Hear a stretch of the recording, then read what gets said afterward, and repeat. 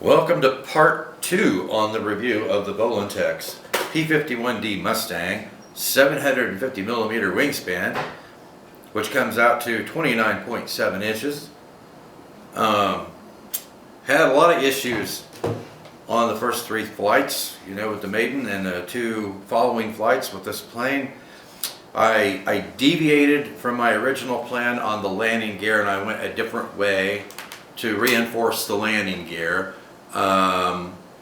It's got to be better than it was. Is it going to be robust enough? I don't know yet. So I'm not going to go into the details on precisely what I did until I have time to test it out. After a couple flight sessions with my hard landings, I figure if it makes it through a couple of flight sessions out there in that rough terrain with my rough landings, then I'd say yeah, it's going to work out, and I'll provide details on all this after the review videos are over. I want to give you some numbers because I couldn't figure out why that motor was going through those batteries like a quadcopter. Well, now I know why that was happening. So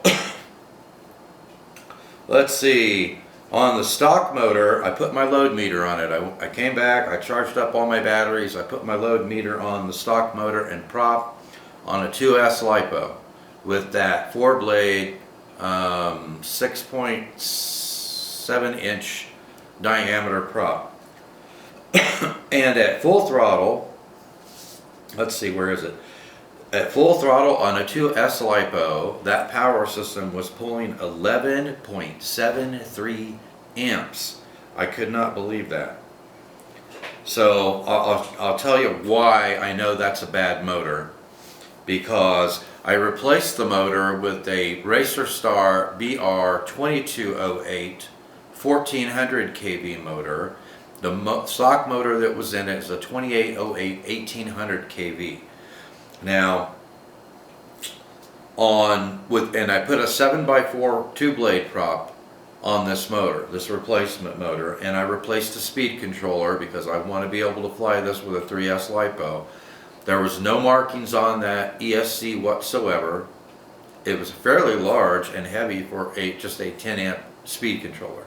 But I took a marker and I just wrote on it 2S 10 amp in case I'd want to use it for another project. But I replaced it with a Hobby Wing Skywalker 2 to 3S speed controller that has a back on it that supplies 5 volts, 2 amps of power.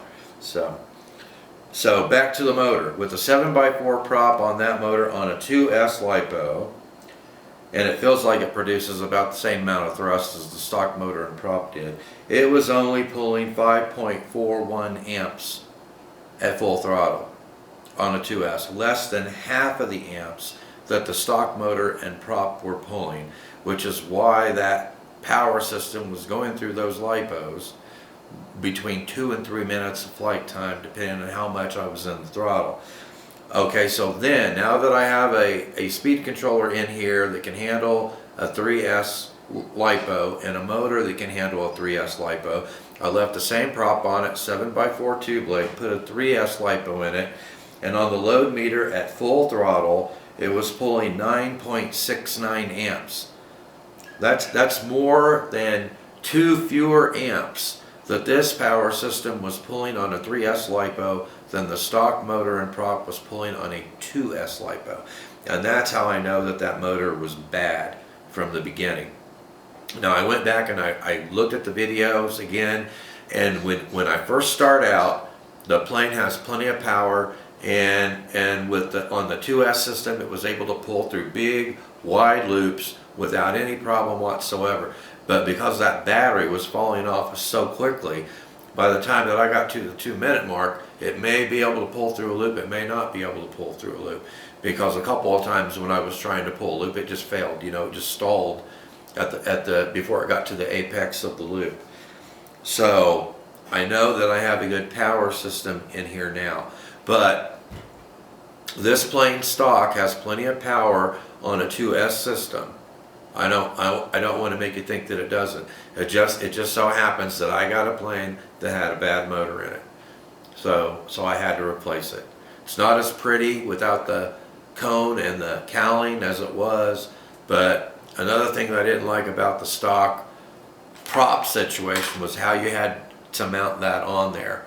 And that was just, for me, that's just too cumbersome. That just seems like a really ridiculous way of mounting a prop. Plus you had to buy a prop that had a 3mm, made for a 3mm shaft. So I took that off and I just put on a 5mm spinner lock with a 7x4 prop that has a standard 5mm hub on it. So I can now just use a standard prop for that. Okay, so on to the next item. Okay, so the difference in weight between the replacement power system I put on here and the stock power system, including the prop and the spinner lock and everything, was 0.07 grams more. So as far as weight goes, it was a wash. You don't have to worry about that. One of the other things that I noticed, I was trying to put a bigger lipo in it and I couldn't get it in there. And the reason I couldn't get it in there was there's a plastic stud on the back side of that firewall for the motor mount that's sticking into the battery bay about 4 or 5 millimeters. I thought maybe that was part of the motor mount, but why did they have it sticking into the battery bay? So when I replaced the motor, I looked at all the mounts on the motor, nothing was connected to that. So I took a utility knife and I just sliced that off. There was absolutely nothing connected to that.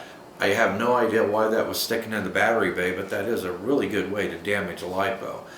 So now, removing that, I can actually get a bigger lipo in that battery bay because that was taking away 4 or 5 millimeters of space from nose to tail.